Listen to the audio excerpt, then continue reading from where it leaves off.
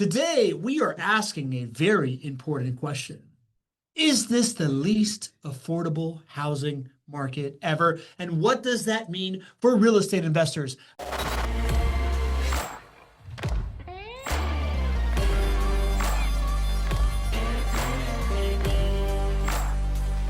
Welcome everybody to the weekly edition of the Not Your Average Investor Show. I'm your host, Pablo Gonzalez. With me, as always, a man that I affectionately like to call GC because he's got the genius concepts, knows how to generate cash flow. He's a great co-host, and because his name is Gregg Cohen. Say hello, Greg. Hello, everybody. Fantastic to be with you today. You like the extra good? You threw me off there. I didn't know where we were going there. Where we're going.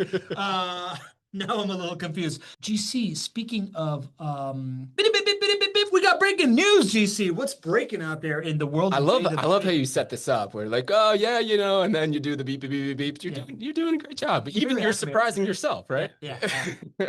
Well, we've got some awesome breaking news to share with you guys. Number one, just a quick save the date. We have the Q4, Q1 Jacksonville real estate market update coming up on Tuesday, December 9th. Mm-hmm. So just make sure you mark your calendars. If you want to bring a friend, this is the quarterly show that I do the most research for. We come prepared to share all things Jacksonville and beyond Jacksonville real estate investing, relating it to the economy, relating it to what you're thinking, relating it to how investment decisions can and should be made. So it's one that you want to mark your calendars for. Tuesday, December 9th, we will be bringing it for the quarterly market update. Any teasers about what you are? So this quarterly market update, always the most attended show. It's the one we put the most effort in. You generally have some kind of like dialed in point of view of what's going on in the world. I know you've started researching already, GC. I have. Any teasers might be about? Honestly, the show that we're talking about today is interesting to me. I'm in this concept generation phase. So I got 3 or 4 different angles that I think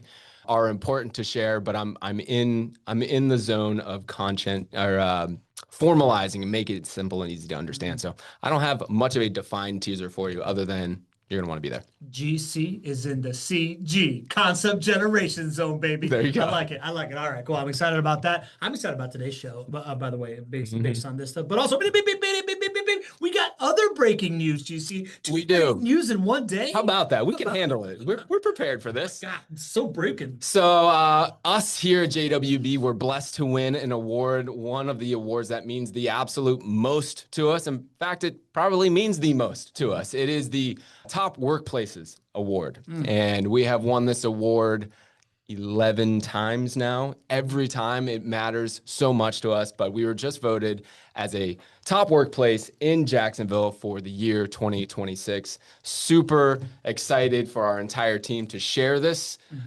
award. And what this does, it validates all of the wonderful people we have here behind the scenes working for you at JWB, but it also is a huge talent attractor for us, because if you're a talented person who wants to work in a top workplace in Jacksonville, the first place you should go is to look at where the top workplaces are. So it's an exciting thing to win, and it's exciting because more talent to come. You've taught me a lot about the importance of these awards, right? Like, it's easy for me to brush it off as like, this is a popularity contest, like this is something you do.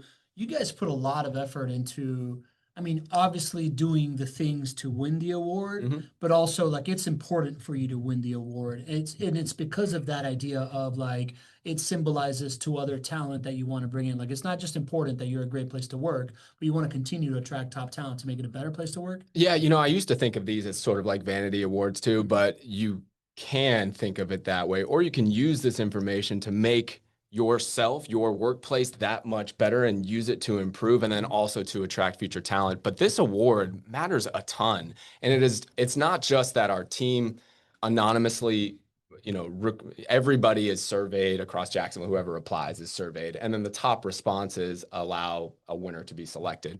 So our entire team is surveyed, and anonymously, they're sharing their opinions on it. The information that they share anonymously helps us improve what we do here.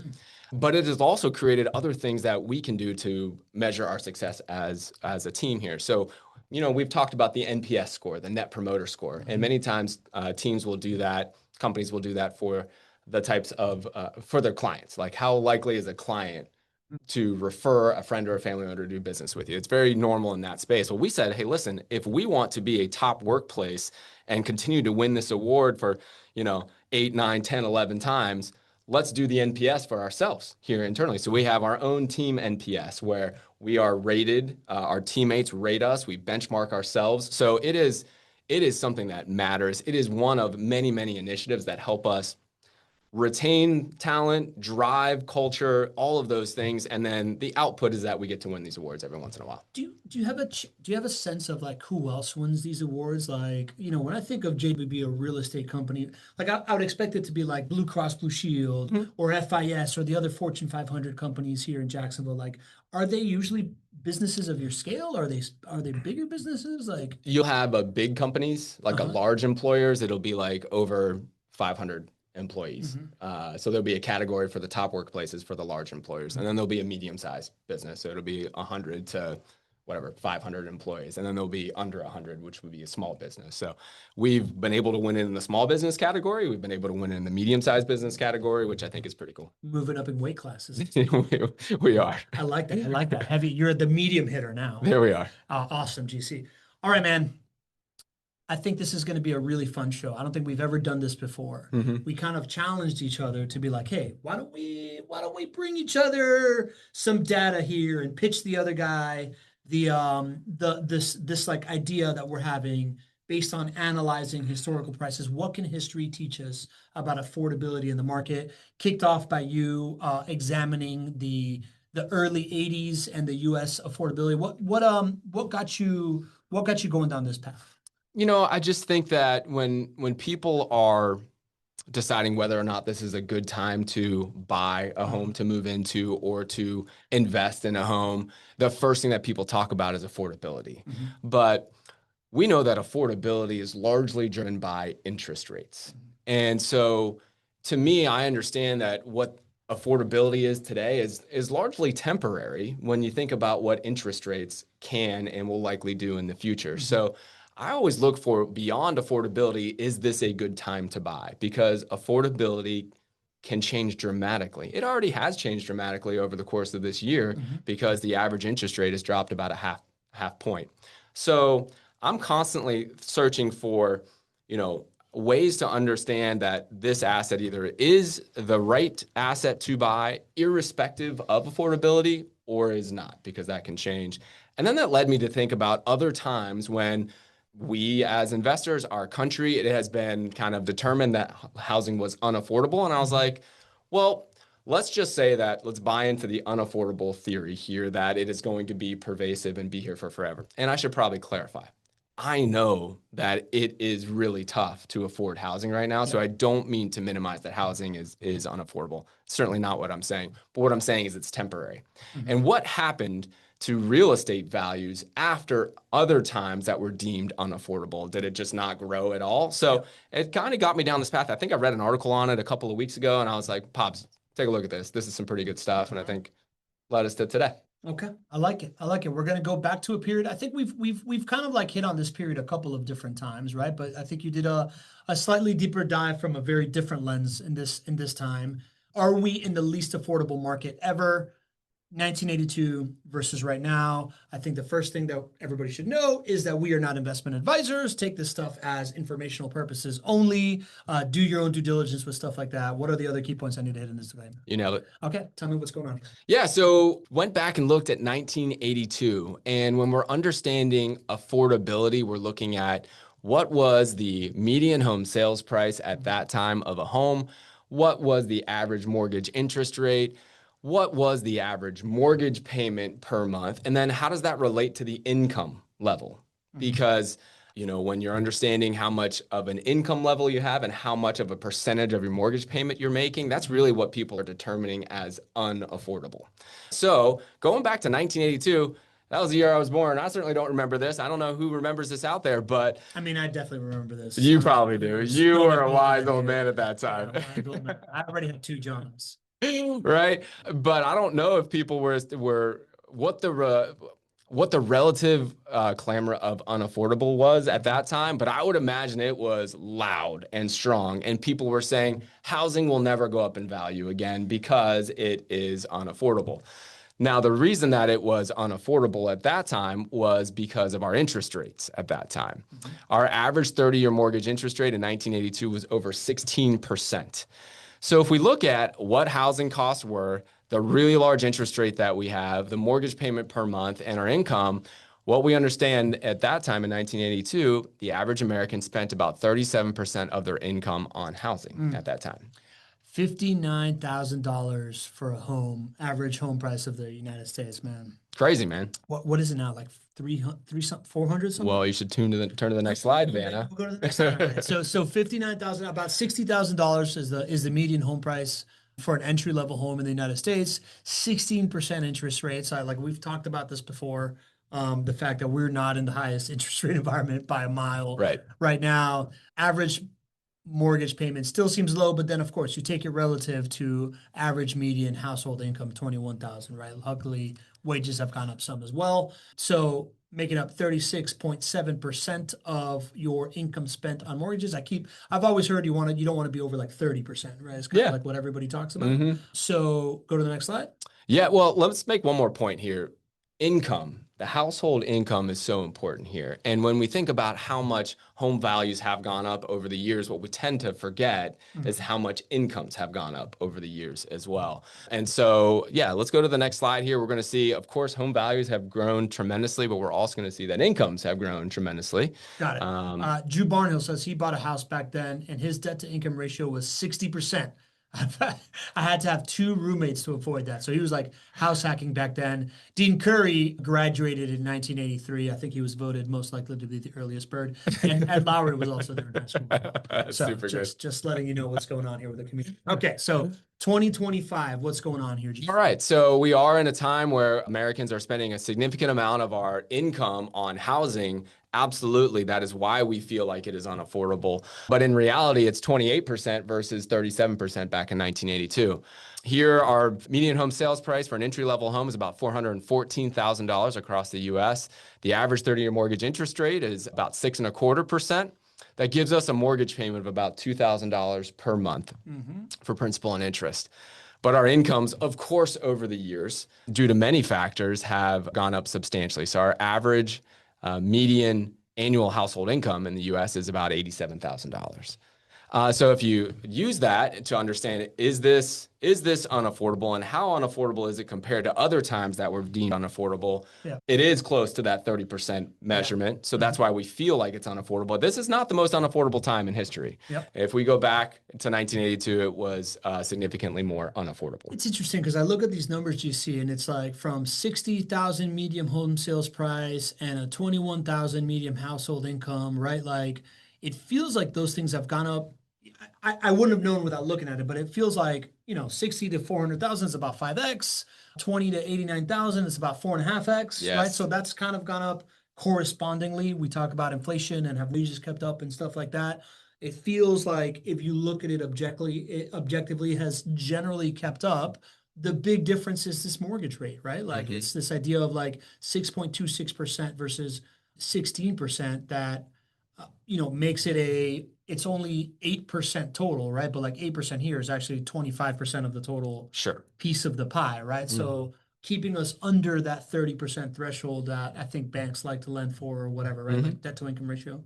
Is that? It's usually 30 to 40% is what you'll be able to get a mortgage for. Yeah, 30 to 40% is what you get a mortgage for, but right, like a healthy, probably where we got this rule of thumb of like what you should spend on housing, and we are 5% less, right? So like what's like 1/6? What's 5% of like 28%? Somewhere around 5 over 25 is 1/5. So yeah, whatever. 20%. There you go. Yeah, 1/5. So significantly more affordable. Why do you think we're screaming so much about affordability if we are still at this idea that the average household income versus average, like median home price is still in line with these 30% or below expectations? Well, it hurts. I mean, we're screaming about affordability because it's hard to afford things, right? Housing's a big component of that. It's not only housing, though. Everything has gone up so significantly over the past 5 years. So that's real. But I think it's important for us to keep this in context, because the bigger point that we're trying to understand is, as investors, what does this mean for our investment going forward? There are many talking heads out there that are saying we're so unaffordable right now that home values will never grow again. And so the point of this is not to say, hey, this is unaffordable, or I mean, that this is affordable. We are somewhere around 30%. We'd like to be somewhere lower than that for sure. Yeah. It is, hey, can this asset still grow knowing the level of unaffordability that we have right now? That's really the question.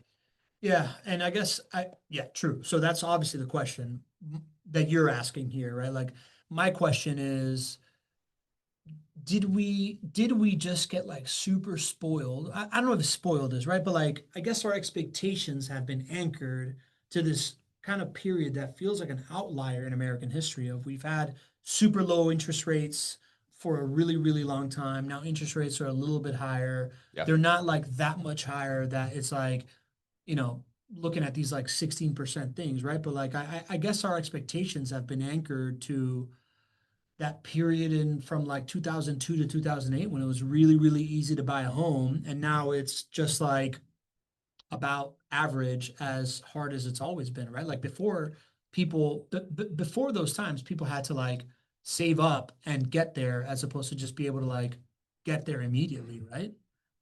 Help me understand your question a little bit better. Like, why do we feel this way? Like, why? Yeah, it just feels very emotional, right? Is what I'm saying. Gotcha. Like the emotion behind like if you look at objectively wages and you Yeah. look at cost of living Mm-hmm. for affording a home, it seems right in line with everything I've always been told it should be, right? Like about Yeah. 30% of your income Yeah. should go to this thing.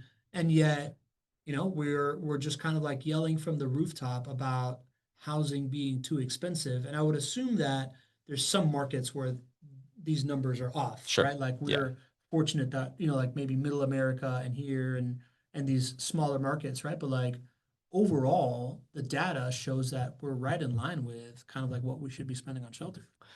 Yes, you're right about that. I mean, I just think that we, as Americans and as citizens of this world, right, Yeah. we don't deal well with rapid rates of change in a short period of time. Yeah. You know, so you've had huge spikes of both the cost of the housing and the interest rates, which determine largely the affordability or the monthly payments of housing. And it's something that is so emotional to all of us that it's a recipe for feeling either the pinch because you have a home or feeling left out, like you will never get a home. And, you know, we know that housing is one of the assets that has the least barrier to entry, right? Because there are great financing and there's great opportunities for first-time home buyers, and many people just don't know about it. But in reality, the reason why we are hurting so bad right now is because home values and interest rates both went up at unprecedented levels in the shortest period of time.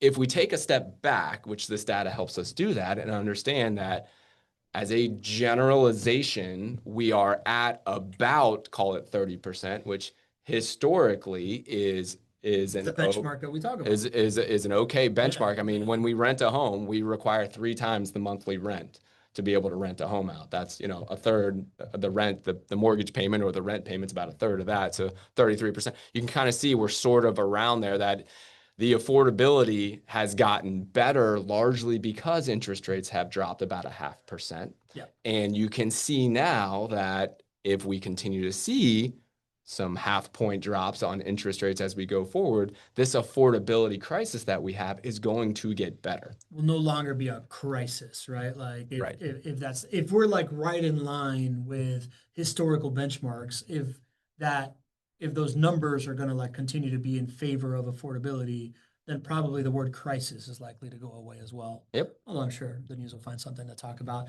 MVP Lee Bishop says, most people purchasing their home are buying with their heart and not like us, not your average investors who purchase with our minds. I think it bears to say that home purchases for owner occupants, right, for people that are going to live in it, is a very different calculation than what we are talking about. And therefore, this is wrapped up with a bunch of emotion as well. Which is why, as interest rates come down and the heart that you are looking at this home that you love, you have fallen in love with, all of a sudden you can afford it because interest rates have come down, is why, you know, home values are likely to go up. And mystery man Denny Davis puts here in the Q&A, happy Thanksgiving, gents. Putting two and two together, Greg. I guess he's talking to you only. That's fine, Denny. I'm here too. It seems that the house purchase costs are destined to increase in Jacksonville due to the unprecedented economic opportunities coming into play in the years ahead. Downtown, Fortune 500 companies, UF campus, etc. That will drive average wages higher. Correct thesis? Happy Thanksgiving. Denny, you are landing the plane very, very well there. And so if I'm taking the Jacksonville lens, what I try to do is to not think about all of those great things that Denny just said, which are absolutely relevant and should drive future home price appreciation. But I tried to say, just put those on the sideline. I even tried to take the exciting things about the Jacksonville market on the sideline and say, listen, if all that happened was what happened for the entire US over the next 10 years since 1982, if that just happened here in 2025, how would we fare? So, Denny, you are 100% right. You can take what I'm about to show you and sprinkle a little bit more home price appreciation because of the Jacksonville market and whatnot. But, but here I'm trying to really just take it more generalized and show how things do go up in value even after times that have been deemed unaffordable or a low affordability level. Got it. Yeah. So I'm sharing that data here. Do you see you want to talk us through it? Yeah. So from 1982 to 1992. So as I was putting this data together, and Courtney, who's my assistant, was putting this data together, she did a great job with this. I said, okay, well, what did home values do in those next 10 years? And wouldn't you know that home values across the U.S. appreciated about 65%, comes out to a compound annual growth rate of about 5.16% per year, which is higher than the national average, what we know it to be today. What's the national average known to be today? 4.6%. 4.6, yeah. So now we didn't know that at that time. It was 1982. That was the date that we were starting to get some of this great data. But if you had known that, right, what this is showing you is that we had most likely higher than normal home price appreciation coming out of those periods where we had low affordability. That was largely driven by interest rate decreases in the early 80s and then continued through the late 80s and into the early 90s. But your asset grew in value. 1982 was worth for $59,800. 10 years later, $98,800. So total home price appreciation of about $39,000 there. Making the connection to now. Okay. Nobody would have believed 10 years ago or 20 years ago that our home values are what they are today. It is shocking. People would say, I remember when I would buy properties for $100,000 and people would say, I can't believe you're paying $100,000 for that property in Jacksonville. And I was like, I know how home price appreciation works. I know how this works over the long haul for a consistent asset like this. And people are still surprised today to understand that their home values have grown so much over the last 10 years. And, guys, we're going to have the same conversation 10 years from now. So even in a market that was deemed unaffordable in 1982, home values grew at a rate that was higher than what we know the average to be. Coming into this period of where we have felt unaffordability as far as a crisis here, the other side of this is that as interest rates come down, home sales go up, home values go up, and we've seen this cycle repeated many, many times. If I'm hearing what you're saying, GC, I hear we've been through this before. Single family homes is still a safe place to invest because we expect this to just be part of the normal cycle of stuff that happens. Our wages are in line with our home prices. Affordability this is not the least affordable period ever. And during the least affordable period ever, afterwards, everything normalized and we had higher than average home price appreciation. Yeah. And you still had home prices going up in 1982. Yeah. Just like we still have home prices that are going up here. So we need to think about this affordability as being temporary. We need to think about what's on the other side of that. And we need to make good decisions about where to put our money there. Good take, buddy. Now, what you got? I like it. What you got? Oh, I'm setting you up. I'm setting you up for mine because I'm really excited. So first of all, I'm really excited for my take. I don't want anybody to expect me to be as good on PowerPoint as Greg is. Mine is a very raw PowerPoint of just like numbers on a sheet. But as you know, GC, I've been going to a bunch of different property management conferences. And there's this one guy that every time he speaks, everybody talks about how smart he is. And all these property managers walk away thinking, I got to invest in properties. And this is my buddy, who I've become good friends with, Justin Anderson. wrote this book called Funny Money. So I had him on my other podcast recently, and he literally, right before coming on the podcast, is like, I would like for you to read the book before this. Is like, I'm having him on a Monday. He's like, oh God, all right, cool. I want to impress this dude, right? I want to be friends with him. So I literally read this book cover to cover a couple weeks ago on a Saturday, which is mind blowing because I have extreme ADD. Yeah. But in it, he talks about a couple of different lenses of how to look at real estate investing. And one that really stuck out to me is like where you find value, right? Like we kept on talking about home values and whatnot. I think if you're thinking about investing, we never think about it in a vacuum. We're thinking about kind of like where is it better than in other places to invest? And that is like how you create relative value. So the first thing, and he does it with like really good storytelling about his mentor talking to him about like what's money, what does money mean, and what is money, and all these kinds of things. And he talks about that period in the 70s where Nixon took us off the gold standard. You're pretty good at explaining this. What happened where did we go from to when we decided to like temporarily move off of the gold standard? Well, the gold standard prevented us from distorting our currency by printing money whenever we decided we wanted to print money, whether that was to fund certain things for our government to be able to do, or whether that was, saving us in a crisis time or certain policies or whatnot. Right now, we have the ability to print whenever our leaders say, hey, we're going to print. We didn't used to be able to do that. Everything was on the gold standard at that time. Yeah. So it was a big deal as we were taken off the gold standard, which it just changed the game. It changed everything about money, currency, investments.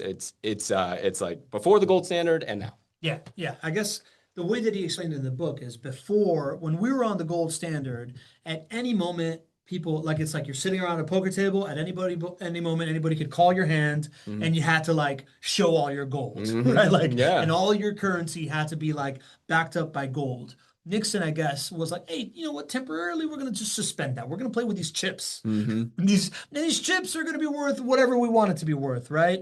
And we've never gone back to it, right? So like, and I think early on, there was like a little bit of like messing around with that. And as time has gone on, we've gotten used to it. And now we can ramp it up and down. Yeah. So what has that done? That has made it so that if we are just looking at pricing in dollars, the value of the dollar now goes way up and way down based on like very, ethereal things, right? Like we can just print out an extra $2,000 of like bonus for everybody in America, which we did in COVID. We're talking about doing it again today, right? Like our ability to inject money into standards. So Justin in his book argues, hey, why don't we instead of looking at the value of homes in dollars, why don't we look at the value of homes in gold, right? Interesting. So he does an analysis here in the book. I've done my own here. I'm gonna, I'm gonna just kind of like show this idea of like gold price housing, this thing that I borrowed from him, right? So he basically talks about like the gold housing ratio, right? Essentially, how many ounces of gold would you have paid for the median home price in different periods in history, right? So a low ratio means that you would have paid few ounces of gold, fewer ounces of gold for a home. That means that there's value in this idea that like home prices are like at a discount. It's a time to buy. It's a time to buy. Yeah. And high ratio, meaning homes cost more ounces of gold, is a moment where like homes are more expensive, right? So instead of thinking, well, it was worth $100,000 back in this day and $500,000 in this day, we're normalizing to ounces of gold. So he breaks down a couple different periods, right? So one is these like late 70s where the world was moving towards housing as the ultimate inflation hedge. Cool.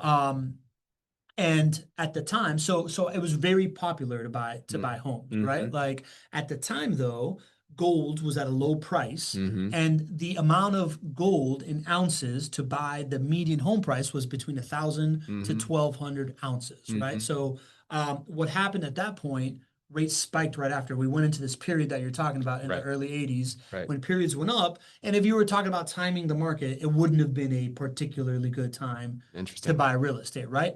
what happens immediately after this period that you're talking about? There's a panic, there's a recession, there's high rates, nobody's buying homes, everybody's running to gold. The price of gold goes up, the prices of homes don't go up, right? And all of a sudden, homes are worth 200 to 220 ounces during that time. And what happened after that? Well, you just talked about. Homes went up. There was a long expansion of home prices going up, right? So this is your period in ounces of gold. Now let's talk about the early 90s and early 2000, right? There was all this like early 90s stagnation that was happening. The gold ratio in the early 90s was 350 to 420, right? Like the ounce of gold. By 2001, the price of a home in gold ounces was 220 to 250 ounces, right? What happened from 2001 to 2006? Super high run up. Yeah, of course. Yeah. Sorry, I was just you caught me. I was just gonna start to look at my note there. You got me. I know. Start looking at you. What would you want to see in your notes there, bud? Nothing, man. Just keep going. Okay, cool. So I'm just telling the story here, right? So like 2001, it was super low ounces of gold to buy a house, and then we know that there was a big run up to 2006. 2006. What were you doing in 2006, GC? I mean, I was buying as much as I possibly can at that time. And so I quit my job. I was trying to figure out this real estate thing, and I put all of my money, all my family's little money that we had into rental properties. Yeah, all your money. And you weren't the only one. Everybody was doing it at the 100%. time. I remember wanting to quit my job. I remember being at a poker table in Vegas. This dude in Utah was like, yeah, man, I'll just teach you to buy houses. Quit your job. You can do this, right? 2006, gold ratio at the time was 550 to 650 ounces to buy a house. And what happens immediately thereafter? Home prices crash, right? And then I remember that time from like 2006 to like around, like I remember hearing, oh, are we at the bottom of the market? Are we at the bottom of the market? Like what are we doing, right? I never heard anybody comparing it to the gold standard. Right, me either. I just heard realtors being like, we're at the bottom, everything's gonna be fine every day. Right. But what happens? 2012. Historically good time to buy homes, right? Everybody that started buying homes with you in 2012, they're doing pretty good, right? Like the Pac-Man looks insane. Yeah, right. Right. At that moment, 2012, we hit like an all-time low in the price of homes per gold. It was about 140 to 180 ounces. And what happened 10 years after that? Stuff appreciated for a really, really long time. And then fast forward to COVID, right? Like in COVID, still fastest modern appreciation happens. Prices of homes still super low in gold. Everybody was freaking out. And what happened after that? Super high appreciation rate for the years after until end of 2021, 2022. We're back up to this like 450, 500. Yes, it coincided with interest rates going up, but look what also it coincided with, right? This idea that everybody had been buying, gold was now at a real low. Prices were really high, and now we've had this slowdown over time. So do you want to guess where we're at right now? I think I saw your notes before. Was it like 200 or 250? Oh, well, this is just a recap, right? Like these euphoric peaks that we consider low entry points, high pricing, euphoric, like fearful lows, really, really good pricing. Right now, if we're gonna look at this rhyme, we are near these 45-year lows in the price of home in ounces of gold. Yep. Right. So I don't know, man. I read this chapter. I'll show it again, right? Justin Anderson, Funny Money. You can pick it up on Amazon. There's a whole bunch of other stuff in here that makes me feel really good about being a Jacksonville rental property investor. Yeah. This idea of, hey, let's compare, value to the price of gold versus to the dollars out there. It feels almost like MOI to me, right? Like it feels like it's not the only thing that matters, but it feels like a really, really significant figure of, we talked about recently that gold hit an all-time high while the stock market hit an all-time high. Right. What does it mean? Now I'm thinking, oh crap, gold hit an all-time high. Prices in real estate have stayed stable, have not grown very fast. That must mean that this is happening, and the numbers show it. Yeah. Did he talk about like the effect, like the lagging effect? So like gold is an indicator that people are looking for a store of value. And then real estate takes a long, but you can press a button and invest in a ton of gold right now today. So like the market can react very quickly and run to gold if we want to. And so the price of gold can go up significantly because of the market dynamics. In real estate, it takes a long time, right?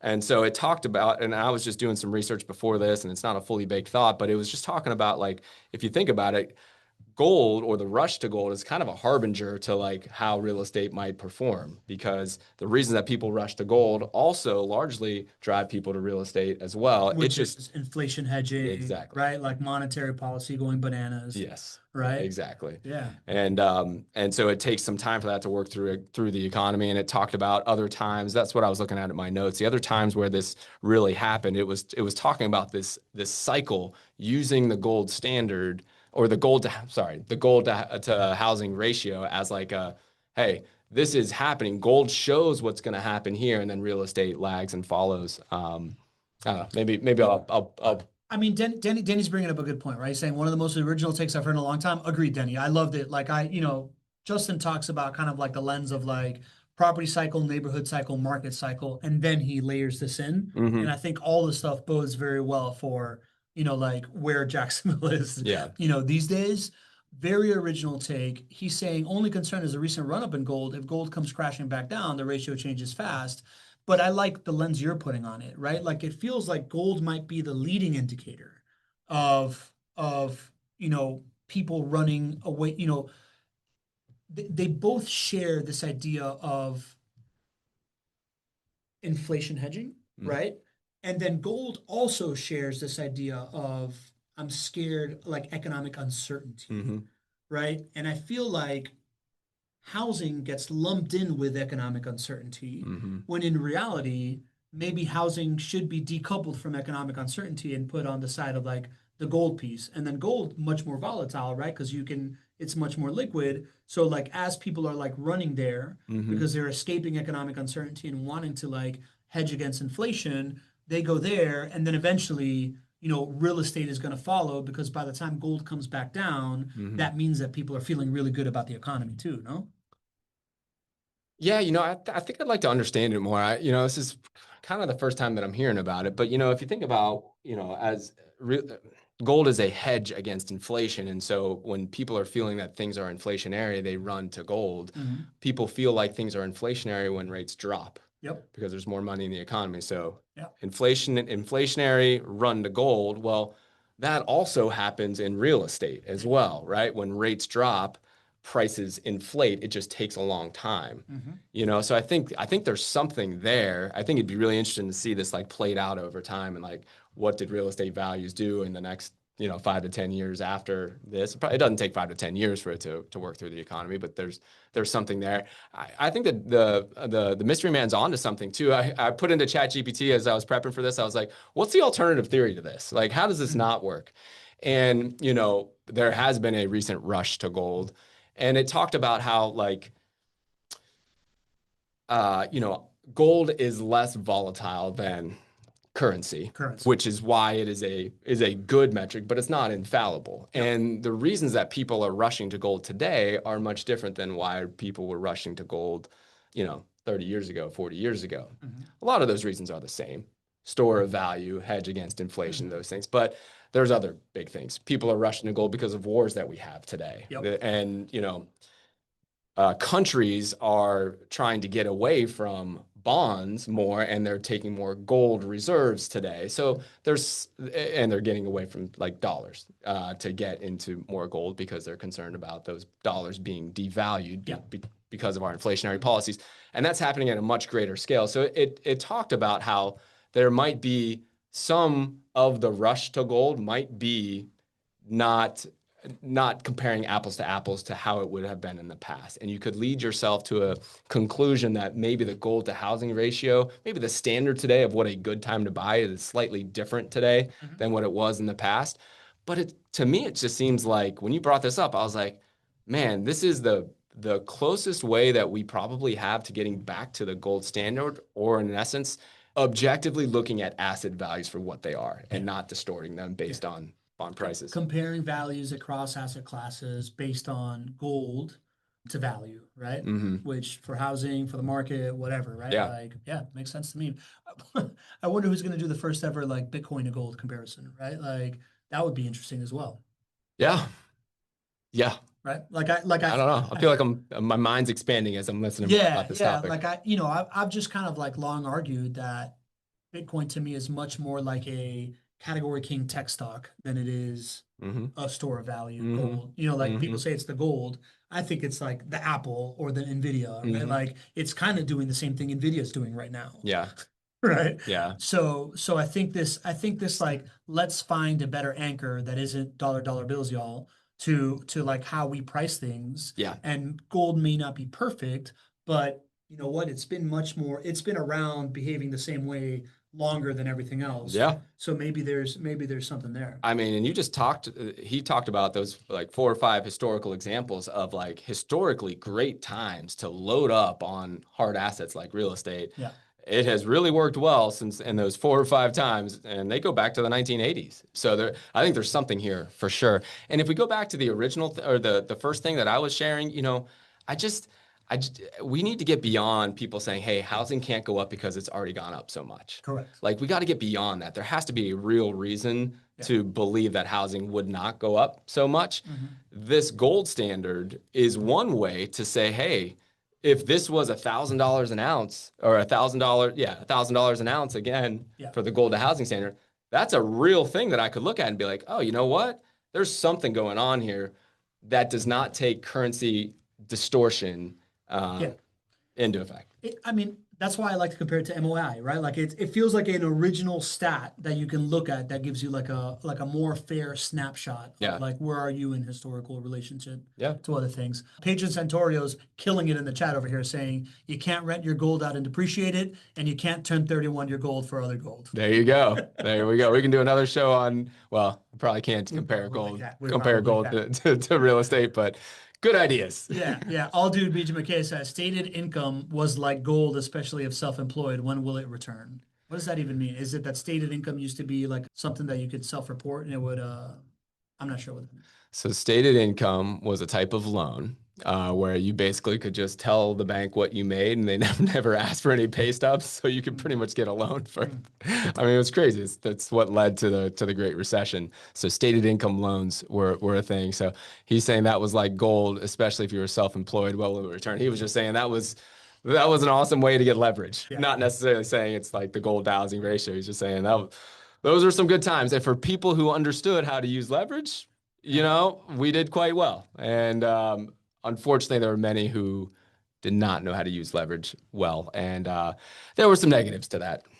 I heard. MVP Lee says, what is Gregg's opinion on the 50-year mortgage being proposed? Japan has a 100-year mortgage. Should we do a show on that? We certainly could. We certainly could. You know, it's interesting because you got to look at this from a number of different lenses. I'll just go with my first gut, which is if you told me that I could borrow money for the next 50 years at a 5 or a 6% rate or 7%, I don't care what it is. If you told me I could do that, like I would load up as much as I possibly could and I would build generational wealth beyond my next generations. And I would just hold as many assets, hard assets as I could. I mean, it would be such an opportunity for investors who understand that when you are paying that loan back in 40 or 50 years, you're paying it in devalued dollars. So this whole show that we've been talking about is, you know, been showing about how currency has been distorted because of our inflationary policies where we print money. Yeah. If we continue to do anything like we have done as a country since we got off the gold standard, the ability for us to buy and have mortgages for 50 years is like the greatest generational wealth building opportunity for those who know how to use it. For those who it would likely lead to a society more of those of haves and have-nots though, because there's not a lot of access. Not everybody has access or understanding to be able to see how you know, a 50-year mortgage is a incredible wealth building tool for you. So if I kept the investor lens, if you gave me the opportunity to take 50-year mortgages and put them on things like single-family rental properties, which is a critical need, which is a consistent performer, which pays for itself every single month, I'd be in that all day, every day, and twice on Sunday. Yeah. I don't know how that would work for everybody at large because I worry about an economy and a society of haves and have-nots, and I think that would probably, you know, lead to more towards that. I hear you saying a 50-year mortgage would be a powerful tool for financial engineers, and with great power comes great responsibility, right? Like we don't know the outlier effects that would happen. It's kind of like creating these like moments where people can, get too much debt on or stuff like that. Like we've gotten the hand burned on the stove before, so we don't know how that would work. So there's like a lot of details in there. Yes, but I just think that like in addition to that, like we have our 30-year mortgage right now, which is by far and away like the best mortgage that you get from any country in the Sure. world. There's Yeah. only like a small handful of countries out there that can Mhm. even offer a 30-year mortgage. So we do so much to incentivize the housing market by how we operate as a country that I wonder if do we really need a 40? Do we really need a 50? It's You true. know? That's true. Yeah. No Um, other country in the world are there like, whoa, you can indebt yourself like this. yeah, Like we're already the outlier amongst outliers yeah. in being able to do that. Which from the lens of how we operate, if once we fully understand how beautiful the 30-year mortgage is for everybody, and then we, educate ourselves and surround ourselves with others who also understand it's like this is the greatest wealth building tool to be able to borrow money for 30 years at a 5, 6, 7% interest rate. It's the greatest thing that you can do as an individual investor, in my opinion, is to learn how to master that smart debt. The downside is that as more assets are owned by fewer people, Yeah. those who don't have the education or the ability to get those, economies in society can suffer overall because of the haves and Yeah. have-nots. So Yeah. Haves and have-nots. It's yeah. definitely a subject that is becoming more and more prevalent in the American kind of fabric, right? Like Yeah.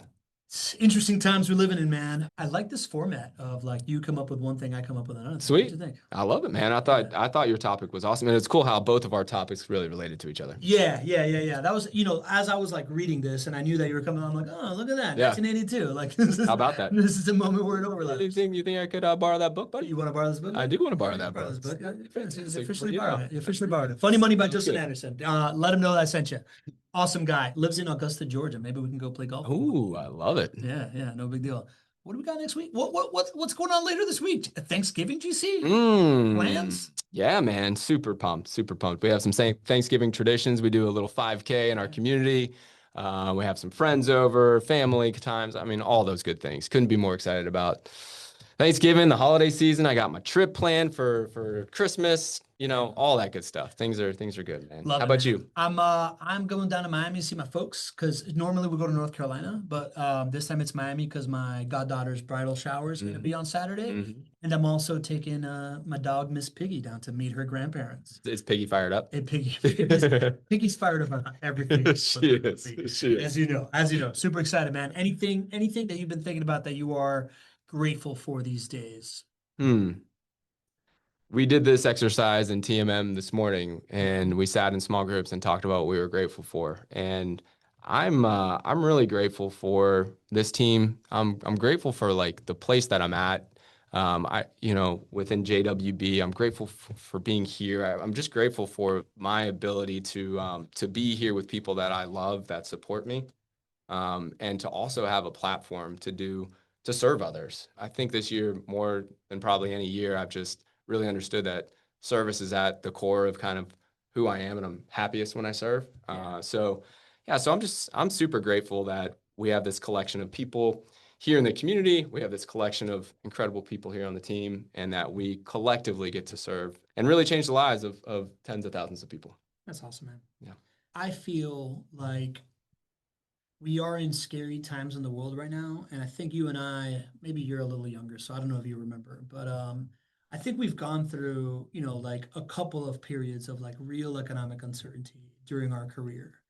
This is the first time that I feel in a period of economic uncertainty and established financially and professionally enough to not just not really be worried about it for myself, but to be able to be one of those folks that can like see through the fear and see through all these different things and I don't know, play a little bit of offense, right? Like during this time. And I'm just really, really grateful for it, right? Like the feeling I had in the economic recession was very different. The feeling I had at the beginning of COVID was very, very different. And right now, although I am very worried for my fellow Americans and like what the world is going through, I'm also Marta and I are just like personally feeling very safe, financially and where we are, man. So I'm just really I'm really grateful to feel that way. And I don't think I would have gotten there without this experience. Yeah. Well, I mean, you have done a lot to set yourself and your family up to be able to deal with uncertain times and to be able to act with calmness, confidence. So you guys should feel really good about what you've done for yourself. Cool, man. Love it. Speaking of that, our buying incentives, builder incentives that we talked about last week, is that still going to be going on this month? Yeah. Yeah. We have cash flow credits that are available. And so those cash flow credits can be applied. And that's how you're getting positive cash flow today and winding up with, a majority of your, reserves for your properties already built in. They can be upwards of $10,000 to maybe $13,000 per property. So if you're interested, reach out to the sales team or to your portfolio manager. And yeah, it's a great time. See if I got the slide here that shows all the places to connect with JWB. I don't think we have it in one of these recent slides. Anyways, go to chatwithjwb.com if you want to set up an appointment with JWB to like go down this path. 904-677-6777 if you want to give them a call. I can't remember the text number. I'm sorry. 904-293-0341. 904-293-0341. Yeah. Should this stuff be available through the end of December, you think? Yeah, I can't tell you how long they're going to be available. Think about this is the way that these cash flow credits are priced in. We have to hit a certain rate of return. And so while interest rates are still elevated from what we all want, those cash flow credits are there to make sure that we can deliver that rate of return, both a cash on cash return year one and also your long-term return on investment. So that's just what the market requires. So those incentives, while they might be $10,000 or $13,000 today, if interest rates come down, they might be $5,000 next month. Either way, you should get comfortable about buying an asset that hits a couple $100 a month of cash flow and a 5% cash on cash return and 10 or 11 or so internal rate of return. Those things are what will be here regardless of what interest rates do and whatever incentive or cash flow credits are. Got it. All right, cool. Ringmaster Drew says, any more news on the summit? Yeah, I mean, we just had we had a great meeting yesterday. Pablo and myself, we got with the team, just shared our vision of what we thought would be really cool to, I think, bring to Summit this year. So lots going on in the background here. The important things for you to know is that the Summit date is confirmed. It's February 19th to the 21st. You're going to want to make February 18th a travel day and probably plan to leave on the 22nd. So it used to be a 2-day event. There is a 3-day event now. So it's going to be, really, really incredible. We're working on exactly when we're going to open up tickets. We don't have a date for when we're going to open up for the purchase of tickets, but we will certainly let you know, and you'll be able to buy them first here being on the show. We'll give you a little bit of time as far as a little bit of a heads up, but keep tuning in. We know it's going to sell out just like it has every year. We are going to keep it limited again as far as it just being JWB clients. And, it's going to be awesome. So we can't wait. Lee says he will be there wearing his hat. Nice. Nice. I can't wait. I love it. I love it. Mike Fox asking cost of tickets, probably around the same as last year. We haven't really figured that stuff out, but, the important thing is the dates are locked. So if you want to book your travel and you want to like have that done, it's going to be similar to last year's experience, a little bit better. We're getting better at doing this, I think. So it's going to be really, really awesome. And what's the show next week, GC? I usually have that pulled up here, and I don't really remember what it's going to be here. I just rely on you for that. I'm letting everybody know. Number one government policy to watch for investors. Oh, and cool. Spoiler alert, it is not interest rates. Yeah. That's what we're talking about on Tuesday. Hope to see you there. Of course, have a happy Thanksgiving. Of course, one of the things we're really, really grateful is you, our community that shows up to these shows. This would not exist without you, asking these great questions, connecting with each other, tons of love in the chat here. And I just see a bunch of names that I'm pretty sure I'm going to be seeing on February 18th. I love it. I can't wait. Yeah. So thank you. Thank you for everything. I hope you have a happy Thanksgiving with your family. Hope to see you next week. Any advice until then, GC? Happy Thanksgiving and don't be average.